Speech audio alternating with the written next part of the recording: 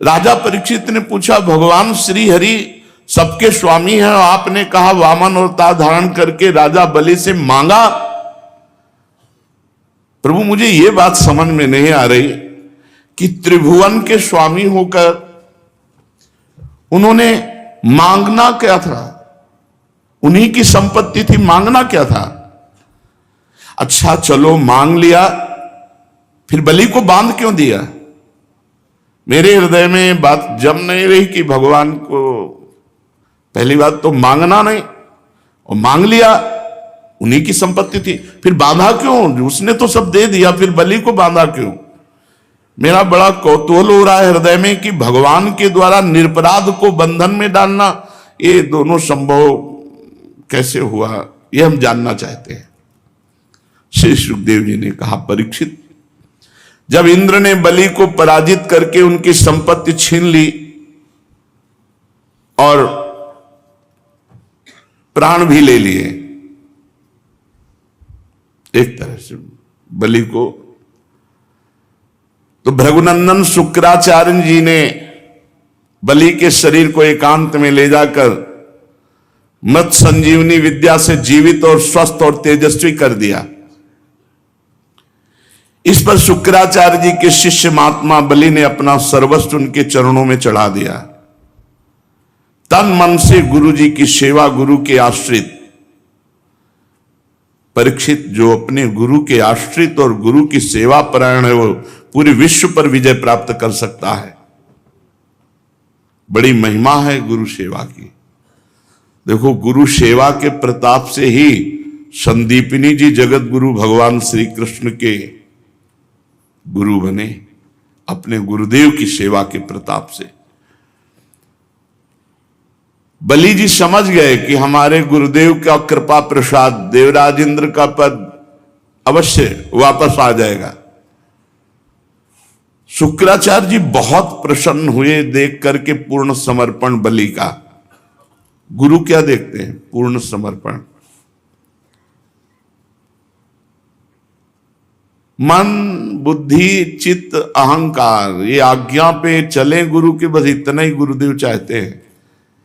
ये रुपया, पैसा, भोग सामग्री, वस्तुएं, इसका महत्व अगर गुरुजनों के चित्त में है तो उन्होंने अभी तक प्राप्त क्या किया? इससे थोड़ी खुश होते हैं कि नहीं, आप आज्ञा उल्लंघन करो, खूब हलवा पूड़ी खवाओ तो प्रसन्न थोड़ी होंगे। आज्ञा का पालन कर रहे हो, इसी से खुश हो जाते हैं।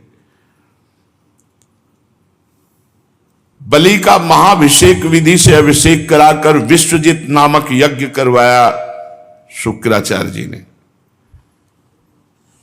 जब यज्ञ की विधि से हविष्यों के द्वारा अग्नि देवता की पूजा की गई तो यज्ञ कुंड में सोने की चद्दर से मढ़ा हुआ एक सुंदर रथ निकला। जब शुक्राचार्य जी ने यज्ञ करवाई तो बलि जी के सुरक्षा के लिए एक दिव्य रथ प्रकट हुआ और कवच और हरे रंग के घोड़े, सिंह के चिन्ह से युक्त रथ पर लगाने की ध्वजा। प्रहलाद जी ने देखा कि गुरु शुक्राचार्य जी बहुत प्रसन्न हैं और बलि के लिए यज्ञ से दिव्य घोड़ा और कवच, तो उन्होंने एक माला प्रदान की। अब प्रहलाद जी जैसे कृपा करें तो भला विजय क्यों नहीं हो जाएगी? गुरु शुक्राचार्य कृपालु, मंत्र बल से देवता अग्नि, उन्हीं से रथ प्रकट हुआ। प्रहलाद जी ने एक ऐसी माला दी जो कभी कुम्हलाए ना, और माला गले में पड़ी तो कोई पराजित नहीं कर सकता।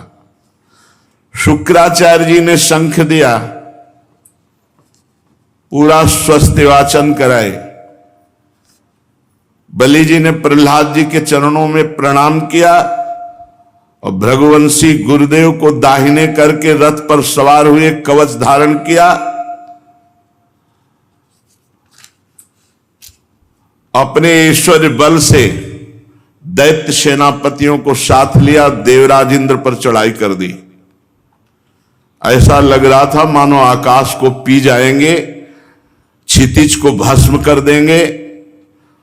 बहुत बड़ी सेना अंतरिक्ष को कपाते हुए अमरावती पर चढ़ाई कर दी देवराज इंद्र के महल पर। जे ही राजधानी अमरावती देवताओं की दैत्यों ने घेर ली। अब तो विश्वकर्मा का बनाया हुआ दिव्य सब स्थान नष्ट भ्रष्ट करने लगे दैत्यजन। देवांगनाएं भागने लगी। अमरावती इतनी मनोहर थी मानो त्रिभुवन की सुंदरता वहां एकत्रित की गई हो। इंद्र ने देखा कि बलि के सामने टिकना असंभव, क्योंकि उनके ऊपर गुरु कृपा है। तो अपने गुरु बृहस्पति जी के पास गए, उनसे बोले भगवान इस बार तो ऐसी शक्ति दिखाई दे रही कि जीत पाना कठिन है।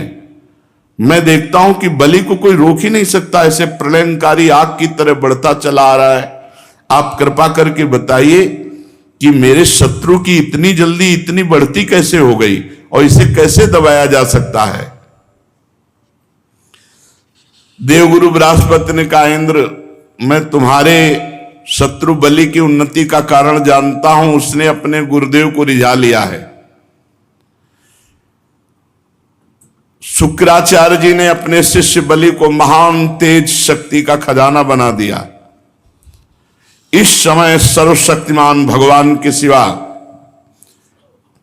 काल की भी ताकत नहीं कि बलि को पराजित कर सके, केवल भगवान। इसलिए तुम बिना लड़े भागो, बृहस्पति जी ने सलाह दी, और जाओ त्रिभुवन में कहीं भी छुप जाओ, भागो, सब खाली करो अमरावती। युद्ध नहीं, कोई नहीं जीत सकता बलि से। प्रतीक्षा करो भगवान की कृपा की। इस समय शुक्राचार्य के तेज से बलि की उत्तरोत्तर वृद्धि हो गई है, और जब इन्हीं शुक्राचार्य जी का यह तिरस्कार करेगा तब ये पराजित हो सकता है, अन्यथा नहीं। जिन शुक्राचार्य जी की कृपा से इतना बल वैभव, उन्हीं शुक्राचार्य जी का जब अपमान करेगा तब ये पराजित होगा। बृहस्पति जी स्वार्थ और परमार्थ से परम ज्ञानी हैं। उनकी सलाह मानकर समस्त देवता अंतर्ध्यान हो गए, पूरा स्वर्ग खाली। विरोचन नंदन बलि ने देखा कि अमरावतीपुरी में कोई लड़ने वाला ही नहीं। तब उन्होंने भृगुवंशियों से अनुगत 100 अश्वमेध यज्ञ किए, क्योंकि इंद्र पद का अधिकारी वही जो 100 अश्वमेध यज्ञ कर ले। अब तो महाराज चंद्रमा के समान शोभायमान हो गए इंद्र पदवी पर बलि। गुरुदेव की कृपा से प्राप्त समृद्ध राजलक्ष्मी को बड़ी उदारता से उपभोग करने लगे और अपने को कृतकृत्य मानने लगे।